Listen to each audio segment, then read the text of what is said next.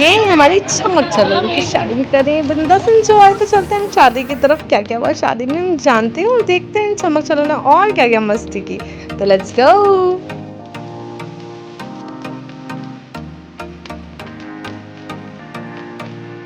So hello अस्सलाम वालेकुम, कैसे हैं आप लोग। तो मैं जा रही हूँ एक गांव की शादी अटेंड करने और उसमें शेयर करूँगी मैं अपने सारे एक्सपीरियंसेस को। तो चलते हैं आगे।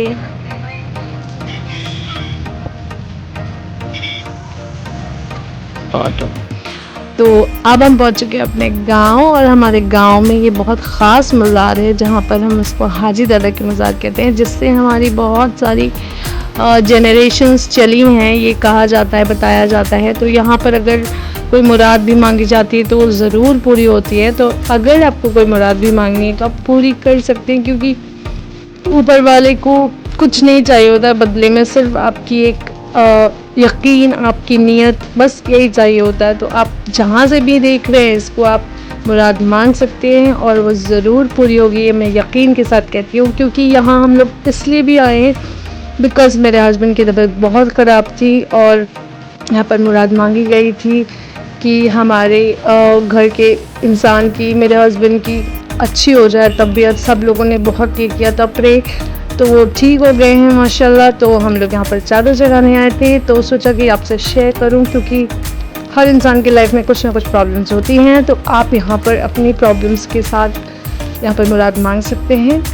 तो इसके बाद फाइनली आते हैं मुद्दे पर कि हम लोग यहाँ पर शादी में आए हुए हैं, हम जा रहे हैं शादी अटेंड करने। तो हमारे घर के काफ़ी करीब है ये मज़ार, तो यहाँ पर हम लोग ज़रूर आते हैं हाजी दादा को सलाम करने के लिए और चादर चढ़ाने के लिए, या फिर ऐसे ही हम ज़ियारत करने आते हैं। तो ये है हमारा हल्दी का फंक्शन। हम पहुंच गए हैं शादी के घर में और बहुत सारी डेकोरेशन हो चुकी हैं। ये हमारा हल्दी का सेटअप और यहाँ पर मैं हूँ जो कि हल्दी वल्दी लगाई और यहाँ पर जो मस्ती वस्ती की।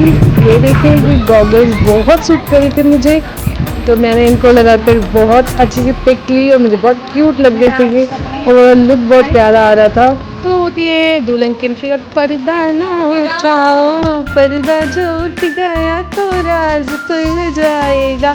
तो इस तरह से कुछ होती है दुल्हन की एंट्री हल्दी के स्टेज पर। और ये मांझे का फंक्शन शुरू, जिसमें बहुत सारे प्यारे प्यारे कलरफुल सूट जो सब ने गिफ्ट किए थे दुल्हन रानी को, ताकि वो आराम से अपने ससुराल में पहन के सब पे एकदम जलवा बिखेर सकें और प्यारी प्यारी सी लगें, ताकि वो सबके मन को भा सके। और बहुत सारे लोगों ने बहुत अच्छी सैंडल्स, पर्स, बैंगल्स, मतलब 2 साल का तो बिल्कुल आराम है दुल्हन को, कुछ भी लेना नहीं। और इतने ब्यूटीफुल कलर्स थे ना कि बस पूछिए मत। बेडशीट्स तो माजा का आपने देख लिया, बिल्कुल टिप टॉप था। और ये हूँ मैं जो कि बिल्कुल टिप टॉप हूँ, बिल्कुल तैयार मांझे की फंक्शन के लिए।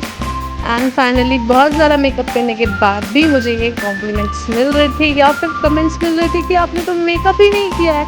अरे भाई, मुझसे नहीं होता इतना मेकअप और मुझे लगता है कि मैंने बहुत मेकअप किया है, लेकिन बाहर निकलती हूँ ना तो सबसे डल, सबसे सॉफ्ट मेकअप मेरा ही होता है। क्या करूँ, मुझे नहीं समझ आता कि कैसे मेकअप करना होता है, मैं बस ऐसी हूँ। तो ये मांझे का फंक्शन और इसमें खाना पीना सब कुछ होता है, बहुत मज़ा आ रहा था। क्योंकि लेडीज़ों को ना सबसे ज़्यादा आराम शादियों में ही होता, बस टकाटक तैयार हो, मेकअप करो और बढ़िया खाना खाओ, जाके सबके साथ गप्पे शप्पे लड़ाओ और मज़े करो, बस यही सब करना होता है। तो लेडीज़ों के तो हमारा नेक्स्ट फंक्शन है मेहंदी। बट यहाँ पर कुछ ऐसा हुआ था कि मैं अपना सूट भूल गई थी मेहंदी के कलर का, तो मैंने यहाँ हल्दी के कलर का पहना था। पर इससे बहुत सारे कॉम्प्लीमेंट्स मिले मुझे कि आपने बहुत अच्छा लगा। और ये मैं चली दुल्हन की भाभी होने के नाते दुल्हन को मेहंदी लगा रही थी और मैं फुल ऑन इमोशनल थी। इससे मैं अपना फेस भी कैमरे की तरफ नहीं कर रही थी, क्योंकि मेरे आंखों में भर रहे थे आंसू, क्योंकि इस फंक्शन के बाद दुल्हन हो जाएगी रुखसत। तो ये दुल्हन रानी कुछ खास है हम लोग के लिए।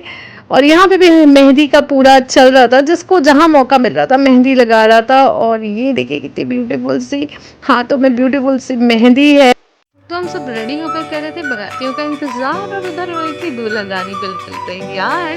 तो तब तक हम लोगों ने सोचा कि चलो तब तक हम लोग स्टेज पे कुछ कर लेते हैं मस्ती और बना लेते हैं तो ब्यूटीफुल से मेमोरीज जब तक बाराती आते हैं। क्योंकि उनके आने के बाद हम लोग लग जाएंगे अपनी रस्मों में, अपने दुल्हन रानी के रुखसती में। तो ये करी हमने अपनी बेटी के साथ कुछ मस्ती और आ चुकी थी ये बारात and these are the functions जिसमें आप अच्छे से ड्रेसअप होते हो। तो ये सब पिक्स के लिए ना भूला मत करो यार, फुल ऑन एंजॉय करो।